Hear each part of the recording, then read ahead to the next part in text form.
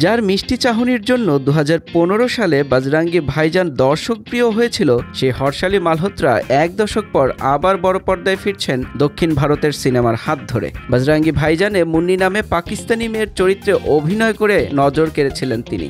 এবার তেলুগু সিনেমার মাধ্যমে বড় পর্দায় ফিরে আসছেন হর্ষালি মালহোত্রা।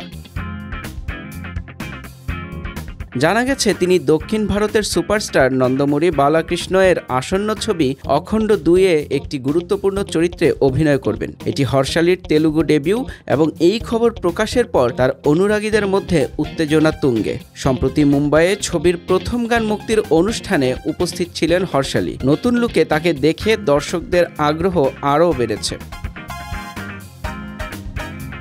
সামাজিক মাধ্যমে হর্ষালি জানিয়েছেন, বড় পর্দায় ফিরতে তিনি বহুদিন ধরে প্রস্তুতি নিচ্ছিলেন। এবার তিনি জনানী নামের চরিত্রে অভিনয় করবেন, যা গল্পে গুরুত্বপূর্ণ পরিবর্তন আনতে পারে।